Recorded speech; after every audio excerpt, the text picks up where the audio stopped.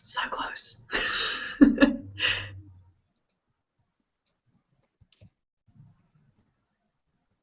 Hello, everyone, and thank you for joining us to watch our panel about Indigenous storytelling through the medium of video games. I am joined by Amy Fredeen and Alan Gershenfeld. They'll do a little bit of intro themselves, but they're from the team that own. Now, I'd like to first start by thanking the free play online festival sponsors, Surprise Attack. And here's a bit of info about Free Play. We're running all week here in Melbourne, Australia, and we've still got tickets to our symposium at ACMI on Sunday, April 19th available. You can visit freeplay.net.au for more info. So, Alan, why don't we start with you? Why don't you do a little bit of an intro about your wonderfully diverse background and the role that you play? Sure. Thanks, Ray. I'm Alan Gershenfeld. I'm co-founder and president of Eline Media. Prior to this, I used to run the studios at Activision in the early 90s, and then I became chairman of a nonprofit called Games for Change, and then I co-founded Eline Media to harness the power of games for learning and social impact. So that's a little bit about my background. Amy, do you want to do your background? I sure will. So my name's Amy Fredeen, and I am a Nukyak. I'm from Anchorage, Alaska, and my day job is I serve as the Executive Vice President and Chief Financial Officer of Cook and the Tribal Council, and I also have the pleasure of serving as the Chief Financial Officer for Eline Media, and for Never Alone, I got to serve as the Lead Cultural Ambassador. So I was frozen for a little while there. I'm guessing that we moved on to Amy as well, and you did your introduction. We did. Sure did. You guys are great. Thank you. So, Amy, can I start with you for a moment? Can you tell me a little bit about the importance of storytelling within your culture? You know, storytelling has been used for eons in my culture to really pass on wisdom from one generation to the next. So it was a way for the storyteller to connect personally with the person hearing the story, to tailor it to their needs, and to teach them what they need to do to be a good community member, to be a good, parent or child, and also to survive in the harsh climate in the northern Alaska.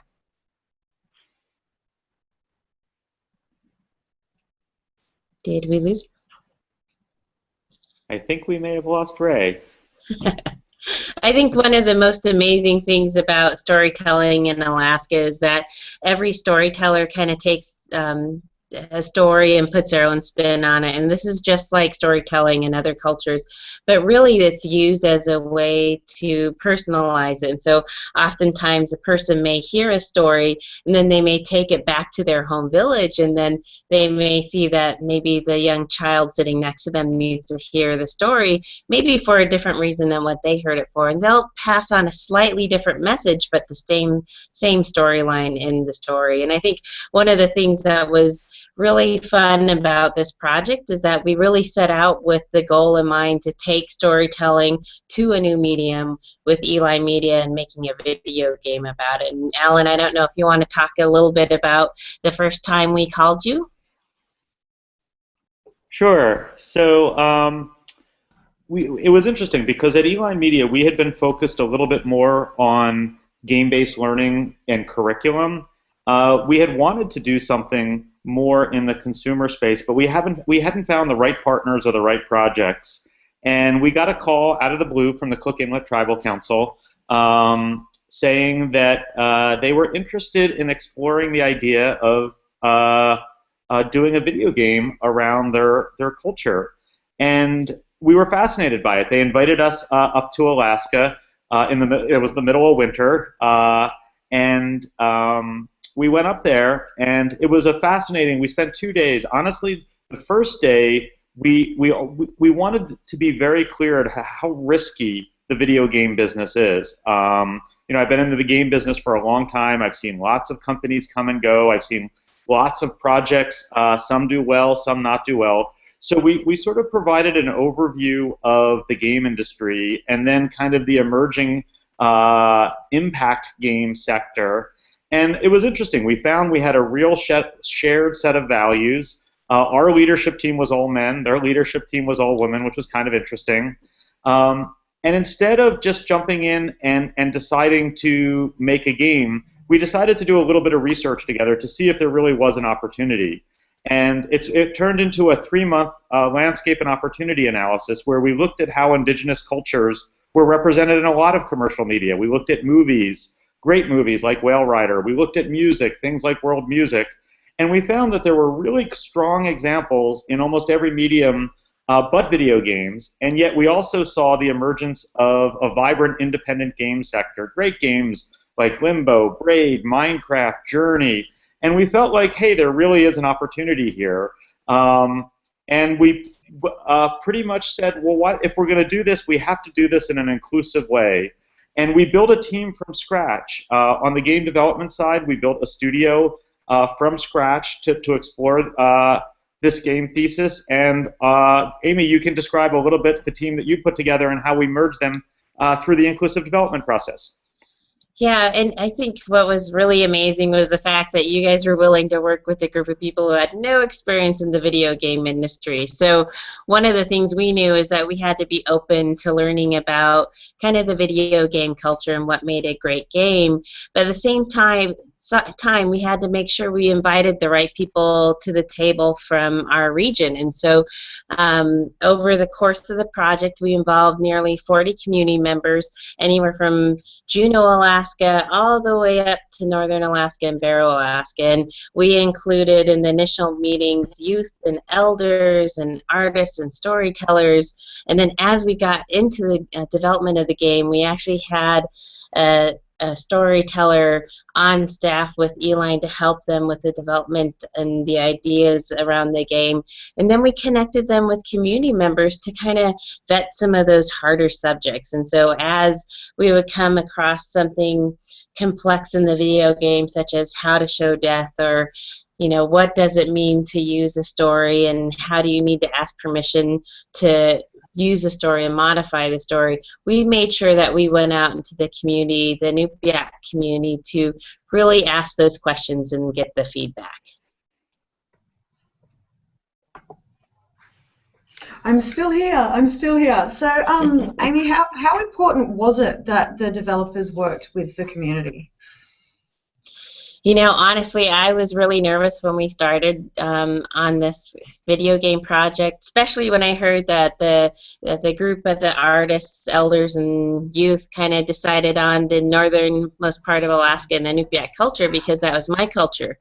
I was worried that it could end up being, if we didn't do it properly, an appropriation of my own culture. And so one of the things that we knew is that while the wisdom of our past is carried through every individual person, one person can't really hold all the perspectives of that wisdom. And so we wanted to include community members from across the state of Alaska. We need to have individuals who are storytellers, people who are involved with education, people who are involved with the Heritage Institute and with the museums. We really wanted voices from all across the community, and we felt like if we didn't have that, we weren't going to have a game that truly showed the values that are inherent in the Inupiaq culture and the Alaska Native culture. Likewise, at the same time, we also had to be very open to changing, some of our stories and some of our ideas so that it would be a really fun video game. We knew that we wanted to share and celebrate our culture, but it wouldn't do any good if it wasn't a great game. So I know in Australian Indigenous culture there are some stories that are only for certain families, or they're about women's business or men's business. Are there some stories that are sacred that couldn't have been told, that would make a great video game, but you just couldn't go there? Well, I think for the Inupiaq culture in particular, there isn't as tight of a ownership or control around stories. In other Alaska Native cultures, for instance, with the Tlingit or the Haida, stories are passed down through the clans and through the families, and even videoing or photographing the dances and songs, you have to get the correct permission. And so even though the Nupiaq are a little more open with their storytelling, we still wanted to go find the family that inspired the Never Alone game. So Never Alone is based on a Nupiaq story called Canuck Sayuka, and it's about an endless blizzard. This is a story that was transcribed many years ago, and so in reading through all the stories, the video game design team, Sean Vesey and Dima, were really inspired by Canuck Sayuka. So we had to go find the person who would hold that story for the family. And so really, for the Nupiaq, it is the storyteller most known for telling the story. In this case, it was Robert Najra Cleveland. Robert has passed away many years since, and so we had to find his oldest surviving child, which her name is Minnie Gray, and she is in her mid to late 80s right now. And so we knew she grew up in Ambler. We knew at one point she lived in Fairbanks, but we really had no idea how to find Minnie. But we really wanted to talk to Minnie and get her permission to use the story and get her ideas on what would be appropriate for modifications. And so we spent several months looking for Minnie, and it ended up, ironically, that she was 2 blocks away from my office. She was living with one of her daughters who didn't share the same last name because she had gotten married. And so it was a wonderful experience because I could literally walk down the street and have tea and share fish with her and tell her about the project and get her ideas on where we're at and if it was okay, the direction we were going. So, Alan, were there any challenges with you guys that you encountered with working with the community that you'd like to discuss today? Were there any moments where you thought, maybe we shouldn't be doing this with this group of people and this story, it's going to be too difficult? Well, there was never a doubt that we had the right partners. But we had all sorts of challenges. The key is that we faced the challenges together. We actually spent a fair amount of time working through the process. The process as to how the game developers would work with the elders, the writers, the storytellers. We had a green light process where at various stages the team would present to a joint group of the Cook Inlet Tribal Council leadership, the Uline leadership, and they did run into challenges. Amy alluded to a few. You know, how much could we change the story and still respect the story? We had to sort of navigate that process. The protagonist, should it be a boy or should it be a girl? In the story, it's a boy. We made it a girl. We introduced the fox as a sidekick character.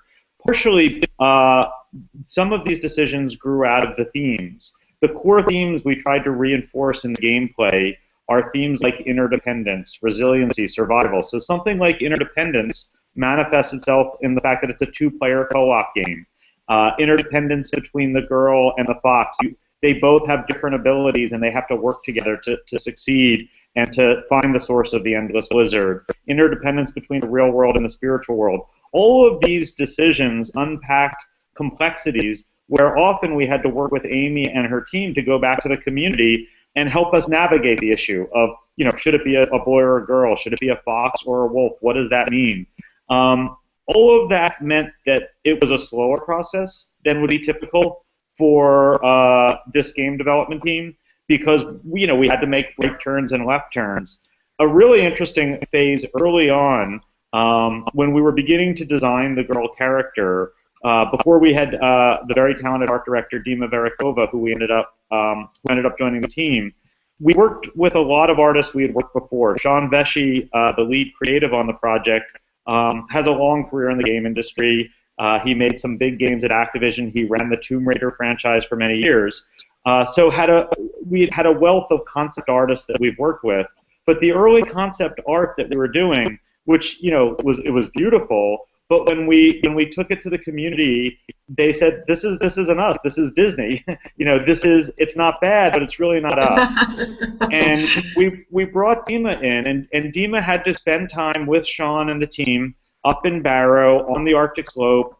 We were fortunate to get behind-the-scenes access at the local museums, at the Smithsonian Museum. They immersed themselves. They got to meet artists, and a very different look emerged through the game. But that was, you couldn't sort of snap your fingers and make that happen. It had to go through the process. So there were definitely challenges. There were definitely times where it was very difficult, but we never ever doubted that we had the right partners. Amy, is there? I'm guessing, but is there a sense of pride within the community that this story has been turned into a medium that is now being shared globally around the world? Definitely. I think one of the most exciting things for me was actually right before launch when we had a community celebration in Alaska. There's a Elders and Youth Conference in Anchorage where 1,000 people come together and they celebrate and they work together as youth and elders on issues that the Alaska Native community is facing. And so one of the fun things was to show the video game trailer at the event and watch the faces of the youth and the elders kind of light up when they saw Nuna and Fox, who are the characters in the game, on screen. You could see that they saw a piece of themselves up on that screen as we were showing the video. And at the same conference, we had a booth set up so that kids and elders could play the video game. And naturally, the kids jumped in there first, and it was really amazing to see kids who didn't know each other start playing together. And what you really saw is that they connected through those common values, and that you could see that little spark of pride they had in their eyes because they saw something that was cool about them. You know, the Alaska Native youth are facing a lot of harsh statistics out there. Less than half of our kids are graduating in Anchorage. You know, our young men are 5 times as likely than the United States national average to commit suicide. And so they hear all these negative things in the press and, you know, even from some of the organizations around Alaska, and they don't have a lot of positive things to grasp onto. So for them to have, you know, this video game made about traditional stories and made about their people, whether they're Inupiaq or Tlingit or Athabascan, it really does build a sense of pride. And that was one of the things we really set out to do. Number one, we wanted to make a game that made money and was fun. But secondly, we really wanted it to be something that connected our youth to our youth. And we know our youth are playing video games. They're already out there connecting with each other on video games, and we wanted to meet them where they were at. And so having this game create for Cook and the Tribal Council's mission really was about connecting to our youth, and it was an amazing process. And even as many months after the game's been released, we continued to get positive feedback from our community. That's fantastic. So obviously there would be a connection with the youth and video games.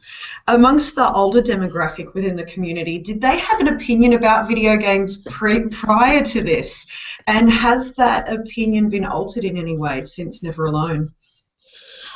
You know, I was really surprised about the reaction from our elders and from our community leaders. You know, when we started down this path and we had this idea about making a video game, we weren't sure how our board of directors was going to react. So Cook Inlet Tribal Council's board of directors is made up of community leaders and representatives from the tribes around our region. And what was amazing to me is even with the number of elders we have on our board, they really embraced the idea of a video game. And so that was surprising.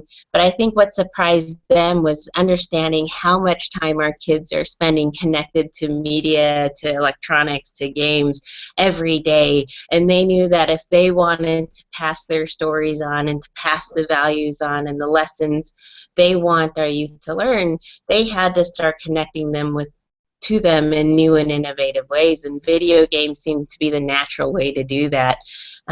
Even Minnie Gray, who is in her 80s, who probably never picked up a game controller before, said to me, you know, of course you should make a video game out of the story. My grandkids and my kids are playing video games. This is how they're going to hear this story. That's fantastic. Alan, what about the reaction to the game from outside of the community? What has been the reception of Never Alone? It's been really interesting. Overall, I would say almost uniformly across gaming press and mass media, people have really embraced this idea of celebrating, sharing, and extending cultures not normally represented in video games through video games. It's actually been pretty remarkable. We've had over 700 feature articles from big publications like the New Yorker and the LA Times and USA Today to almost every gaming publication.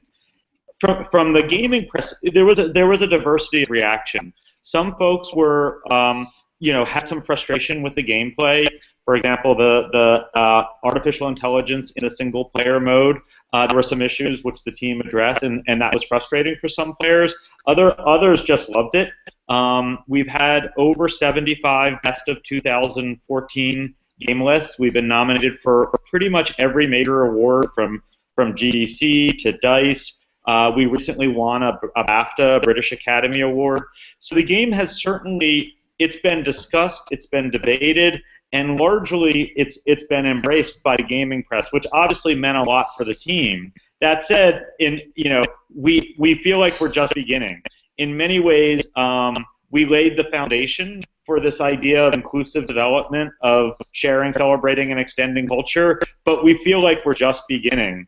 So we now call the genre World Games, and it's been really interesting. Because of this game and because of the global launch and the multi-platform release, it released initially on PlayStation 4, Xbox One, and PC. We've already announced it's going to roll out on the Nintendo Wii, the PS Vita, the PlayStation 3, on Mac, on Linux. So it's going to be on almost every gaming platform. We're now being approached by cultures all over the world saying, hey, we would like to go on this journey of inclusive development. So we are in active discussions with other cultures to continue this process, and we believe we'll get better and better at both the inclusive development, at exploring the stories, as well as the design and development of the games. That's really exciting that other cultures have been contacting you. Are you able to give us an indication of how far spread they are? I'm trying to get some inside knowledge here. I'm excited. Well, we're not quite ready to announce what the next games and what the next cultures will be. We will be, watch out, soon we will be announcing it. But I think we've been approached by folks on almost every continent.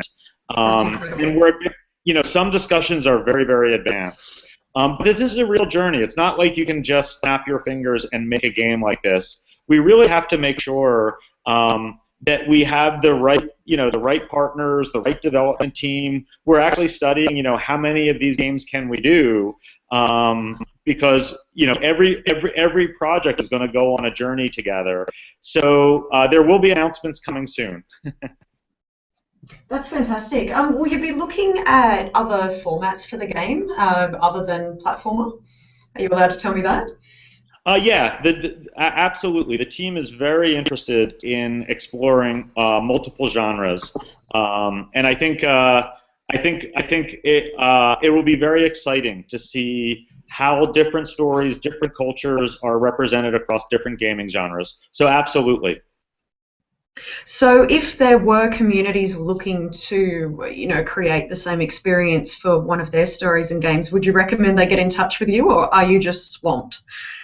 No, absolutely. I mean, I think it's very helpful to have those conversations. We can certainly share and are happy to share our experience, the methodologies of kind of how we do the inclusive development, and because, I mean, it's interesting. We've been approached by a number of different cultures. We've also been approached by a number of game development teams and individual game developers, some of them very, very experienced, who are saying, I'd really like to do this. I've been working on this big franchise for a long time. This is what I'd love to do. So we do think we can grow our capacity to do more of these, to have more teams. So absolutely, by all means, people should get in touch with either Eline or the Cook Inlet Tribal Council, and we'd be happy to have conversations. So, Amy, what advice would you have for someone that was watching this and thinking, I would love for my community to be able to do this and tell stories? Do you have any preparation they should do beforehand, before contacting? Well, I think first thing is to really understand your goals, and so understand what you want to achieve with the game. Is there a certain value you want to share? Are there certain stories you want to share? Understanding that, and then coming and to the table with an open mind is really important. One of the things that can be really challenging about video games is that the genre of storytelling, while it melds well with video games, there are things that aren't necessarily congruent. And so, things that work in, telling a story to the person sitting next to you may not work in a video game. So understanding that things have to change and being open to it is really important, but also really understanding where those lines are at when you take traditional stories or even traditional activities. Where do you draw the lines on realism versus good gameplay? And so I would say that you need to come to the table with an open mind. Second, you need to find the right partner. You need to find a partner, and we were very fortunate to be able to work with Eline and continue to work with Eline on the projects like this, because Eline came to the table willing to teach us about video games and willing to bring us into the process. And so knowing that those are your first two key steps are really important. And then the second thing I would note, it's really important to have, one or two people be that community connection. So if something crops up in development and they want to explore more, that they can go out to the community and grab the right people to talk to, bring the video game design team to meet with the community members that maybe are subject experts or maybe are elders and respected leaders in the communities. And so knowing that it's not going to be, we're going to say we're going to we want to make this game, we'll see you in 6 months. It is really something where it's almost constant contact on a daily basis and being willing to invest that time to make a really great game. So if anybody is watching and they've got any questions, feel free to use the hashtag FreePlay15 on Twitter, hashtag FreePlay15, and Amy and Alan will answer all of your questions, right? You guys have got the answers to everything. That's We'll certainly try. So, Alan, in somewhat the same vein, if there are any developers out there that are looking to do a similar thing to you guys and work with Indigenous communities to tell stories, what advice would you have for them on approaching communities and on making games in a culturally sensitive way? Yeah, I think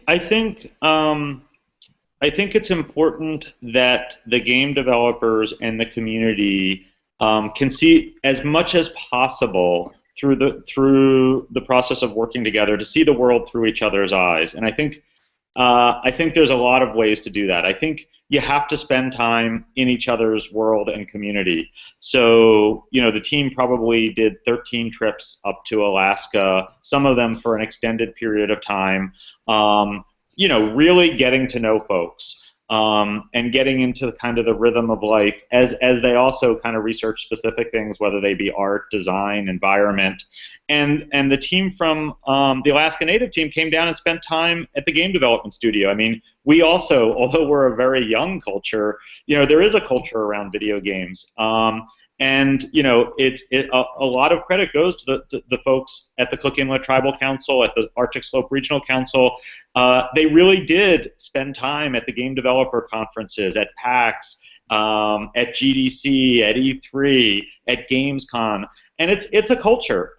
There's a small history, but it's a very rich history. So part of it is spending time together, getting to know each other, building a level of trust. I think getting in each other's shoes. I mean, we really tried to, from a business level, from a process level, be in the same shoes so that everything we're doing together. It's not us and them. It's us together trying to accomplish these goals. That took a fair amount of time, and there's a fair amount of process that had to be put in place. And then, really understanding how to navigate challenges as they come up. whether they're game design challenges, whether they're business challenges, whether they're technical challenges, whether they're cultural challenges, and understanding, who's going to take on what role. So, a lot of it is kind of nuts and bolts process built on a strong foundation of trust with a sort of shared set of process and values.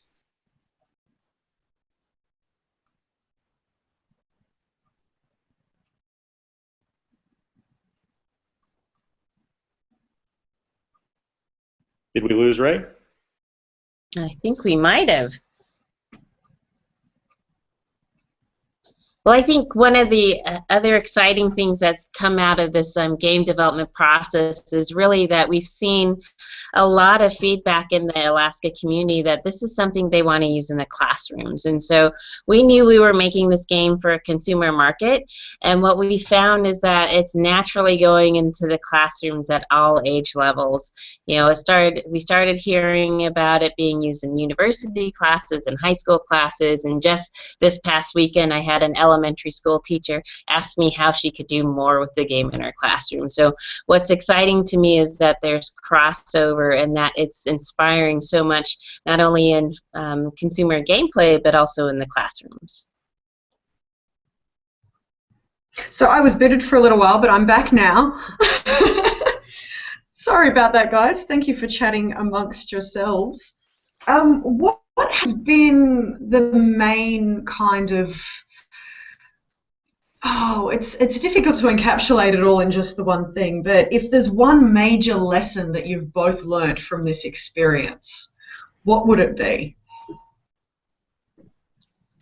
Oh, that's a hard one. Alan, I don't know if you want to start? Yeah, way to put... Yeah. I'm thinking.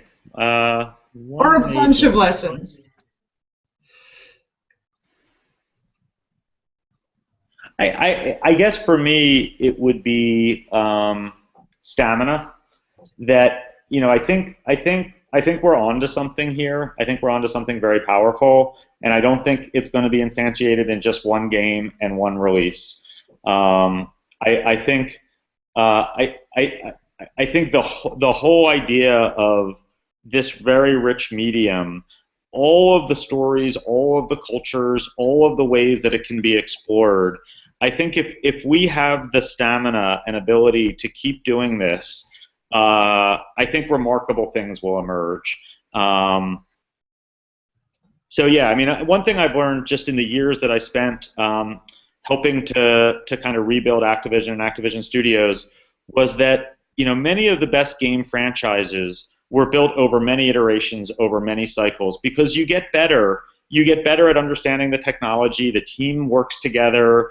They get better at working together. You can build on genres. You can extend genres. So to me, I think if there's one lesson, it's this is not a sprint. This is a marathon that we want to run. No, that was a long answer, Alan. That was good. How about you, Amy? I completely agree with Alan. I think really the thing that has been amazing to me, and honestly, I was excited for the launch, and then I realized, oh my gosh, we're just beginning, and we have so many more exciting things ahead of us. But really understanding that it goes beyond, a one-time partnership, is that the relationships you build, whether it's between team members or community members, are lifelong. And really, what I see now and what I thought was an amazing lesson was really that the video game design team is now part of our community. And when I see certain members of the community that was involved in the game, either through the cultural insights or through the narration, they're always asking about Sean Vesey and Dima first thing out of their mouths. That's what they want to know about us. How are the guys doing in Seattle? Because they care so deeply about the team that made this amazing game, that they feel like they're part of our family now. So in your travels in talking about Never Alone and the experience of making Never Alone, have either of you become familiar with any Indigenous groups that are actually just making games within themselves, not working with outside developers, or just becoming developers themselves? Yeah, it's an interesting question. I mean, when one of the goals of the project, and this is really a long-term goal of the project, is to grow the capacity um, for Indigenous youth who want to go through a game design and development pathway to provide those pathways.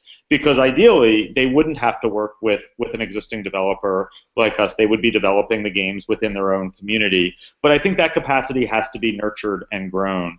The folks who made this game, we mentioned Sean. Dima Verakova worked for more than, he worked on SOCOM for many, many years. David Koenig was at id Software, the lead programmer. These guys are industry veterans that have been working for many, many years. It's really challenging to rise above the noise in the consumer space from a design, from a development, from a marketing perspective.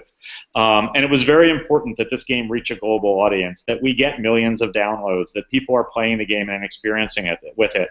That said, we are committed to developing game design and development programs in communities that we partner with, and we're currently doing it in Alaska, so that before long there will be a generation that is designing and developing their own games. So we would love to see that. We would certainly encourage it.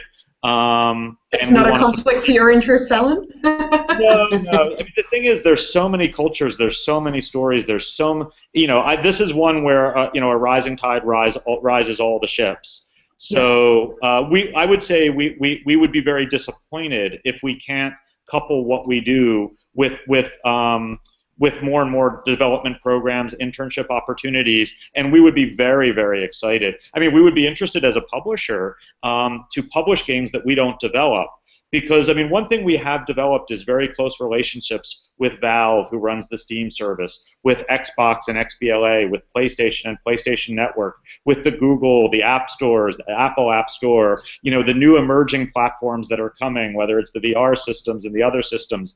So as a publisher, we would love to have we would love to find more titles that we could publish, and if they were developed by Indigenous communities, that would be really wonderful. And certainly, if they're out there, we would love to talk to anybody who's looking to bring their games to market with this value proposition.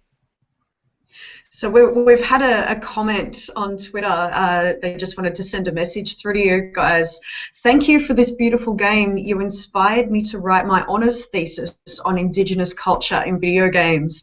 Did you anticipate that this would be the kind of reaction that Never Alone would have? Well, I think we were definitely hopeful. Go ahead. Yeah. Well, we knew there would be a thesis. We didn't know it would be an honors thesis. Go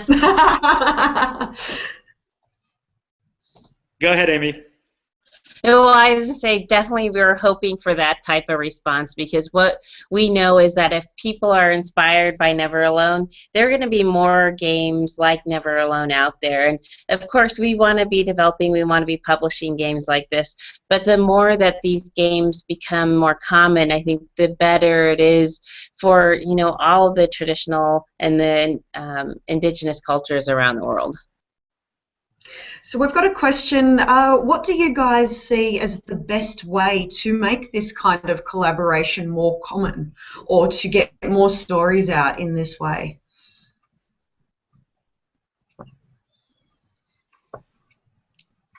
Well, I would say that it's going to take a lot of meet and greet time. And so, for people who may be interested in making this game, whether they're developers or Indigenous cultures, they're going to need to find a way to make that initial connection. And it could be something as simple as a phone call, but meeting face-to-face is very powerful. And I think the more people are committed to creating spaces to make those connections, the easier it's going to be.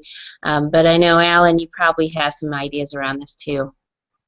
Yeah, I think there are different mechanisms. We've thought about doing some global game jams where you bring together game developers, elders, writers, and storytellers, and through the game jam format, I think really interesting things may emerge.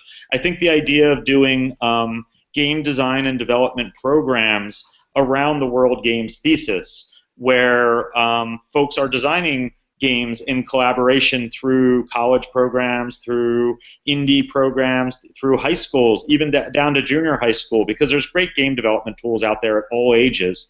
So the more you start to build programs, projects, services where people can connect, the better. And I think at some of the big game conferences, scheduling meetups where folks who are interested in world games can meet up. So I do think there are ways that we can cultivate and nurture and sort of ignite more of these partnerships. A game jam about this sounds really exciting. You've got me interested now. I don't have enough projects on my plate. I think I might have to start something here. But I'm sure you guys have been thinking about what the next step is for you. I know, Alan, you're looking at working with other cultures. Amy, what about you guys? Are you going to continue to be part of this process? Well, I think because we've had such a wonderful partnership with Eline, we actually merged our video game company, Upper One Games, into Eline Media. And so now we really have a shared company and a shared management structure. So my boss, Gloria O'Neill, who's the president and CEO of Cook and the Tribal Council, is now the executive chair for Eline, and I serve as Eline's chief financial officer. So I'm going to be involved with whatever Eline does. I may not get the joy of serving in the same capacity as the lead cultural ambassador, but I'll be able to kind of watch vicariously from the side. I think one of the things we really see as kind of our gift to the world is the fact that we're able to share what worked and what didn't work on the Never Alone process. And so we anticipate that individuals and who may want to do games like this would want to come talk to us, and we're more than willing to meet with them.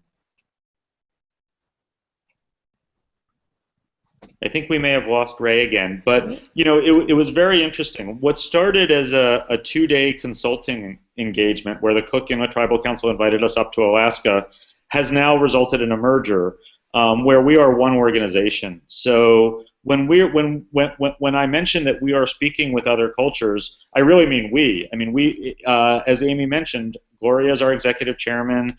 Amy is our CFO. We are a joint management team. So we are doing all of this together. And I think to do this well, we have to do it together. But we're now going to do it together with some new cultures, which is really exciting. So I'm just seeing a note come through from the Twitter feed, and it's a question. And the question is, Amy said she worried about appropriating her own culture. I felt the same about mine. How do we respond to ourselves? And I think one of the best ways, to overcome the feeling that you may be appropriating your own culture or misrepresenting it is involving the right people and more people from the community. So, we knew that by opening the doors up and bringing in community members into the Never Alone process is that we're going to slow the process down.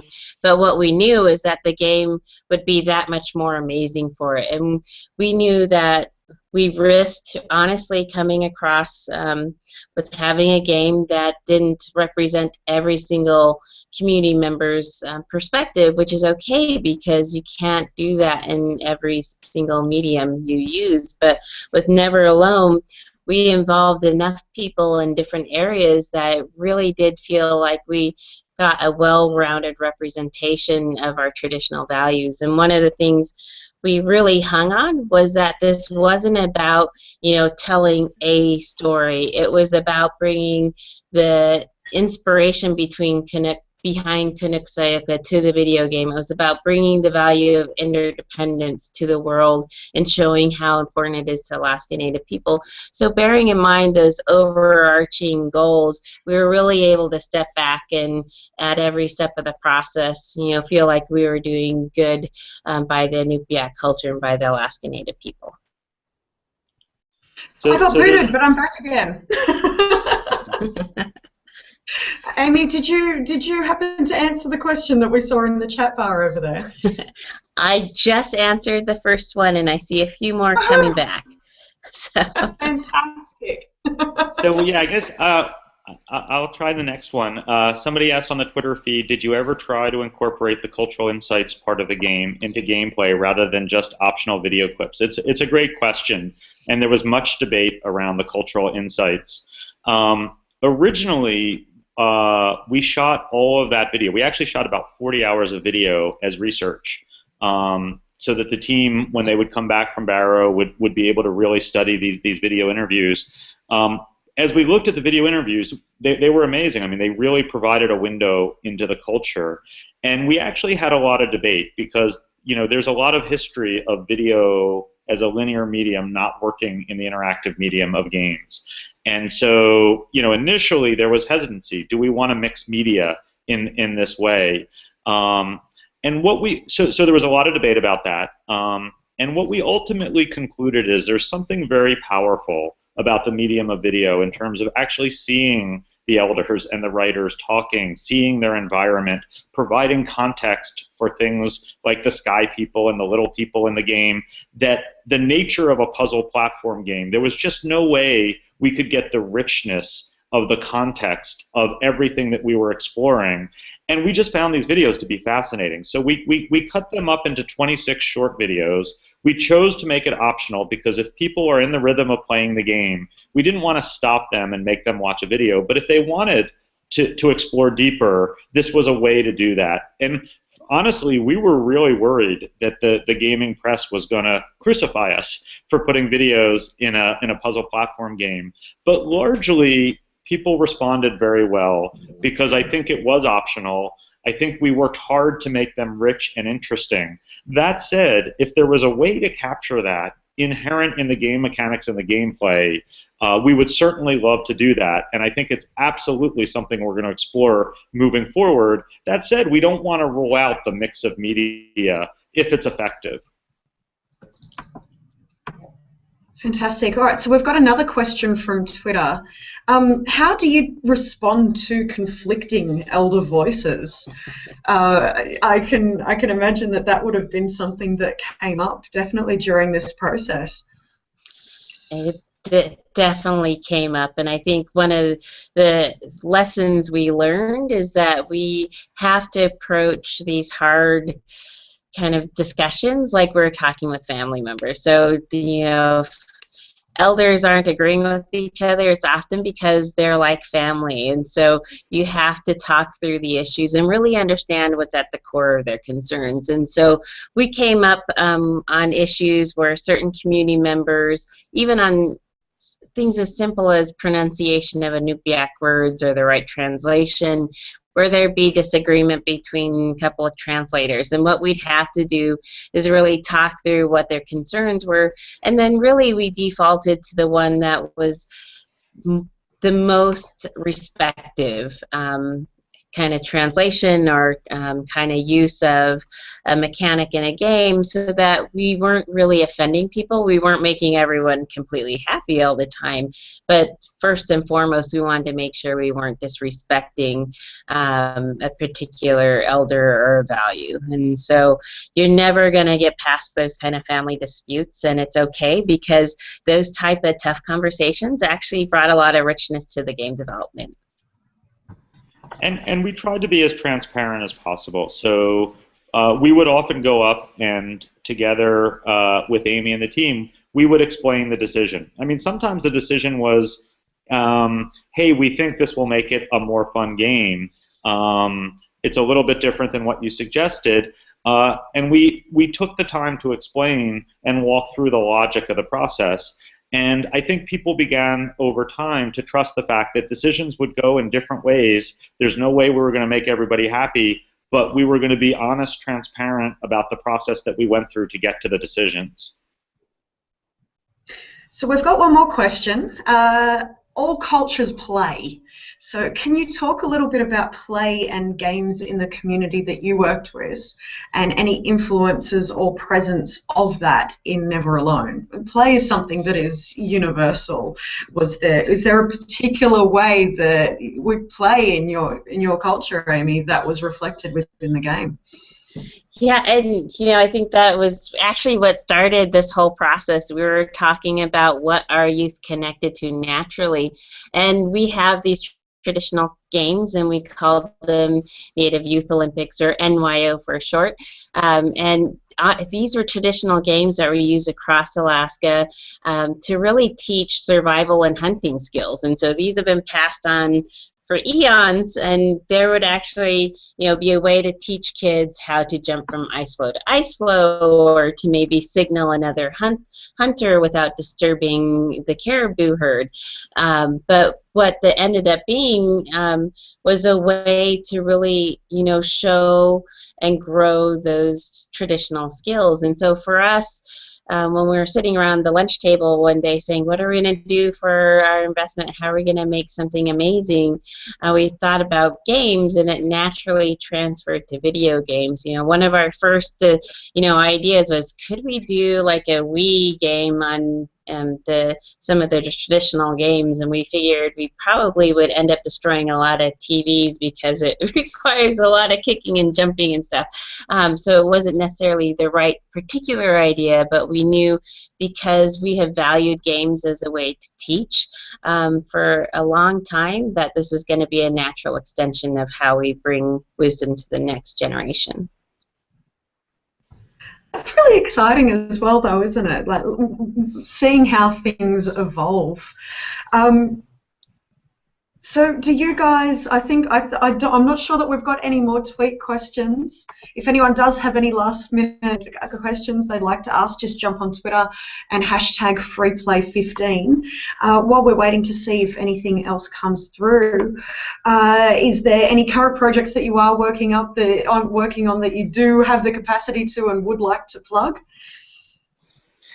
I think we're planning a number of announcements probably coming up around E3 around both what we're going to do with the Never Alone franchise as well as some new games coming. So we promised the team we won't talk about stuff yet, but we promise that there'll be some fun new announcements coming up.